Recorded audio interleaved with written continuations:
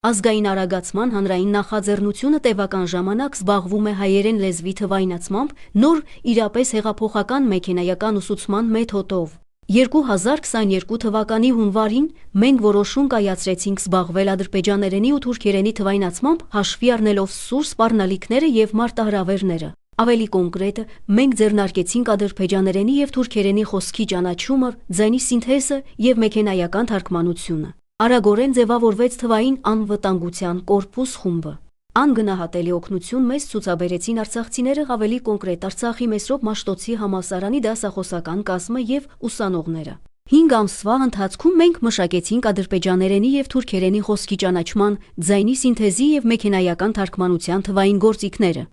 Հունիսին արդեն դրանք պատրաստ էին նախնական գործածման համար։ Խոսքի ճանաչման նպատակն է զանգվածային դիտարկում կազմակերպել թշնամական ճամբարներում։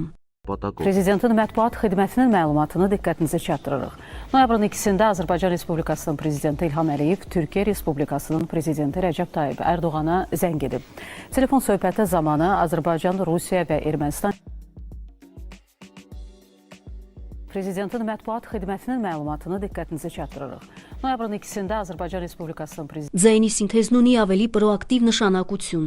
Նրանով նախատեսվում է հակաքարոզչական նյութեր պատրաստել թիրախավորելու թշնամու թույլ կետերը։ Այս գործիքները նախատեսված են օգտագործել մեքենայացված տարբերակով։ Տեղեկատվական հոսքերը պետք է մշակվեն մեքենայական գործիքներով, հնարավորին չափ նվազեցնելով սպասարկող աշխատակիցների քանակը։ Իսկ նյութերի մշակումը պետք է իրականացվի արհեստական բանականության տարրերով։ Անշուշտ, այս գործիքներ մշակվել են արագ լաբորատոր եղանակով։ Հետևաբար դրանք փորձարկման, լրամշակման ու կատարելագործման կարիք ունեն։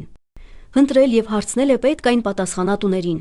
որոնք չեն արձագանքում, թե նոր պատերազմական սպառնալիքները ինչպես են պատրաստում դիմավորել։ Անխուսափելի հիբրիդային պատերազմներում նորից դիմելու են նախորդ դարի սինանոցին։ Դրսում 21-րդ դարն է։ Սթափվել է պետքը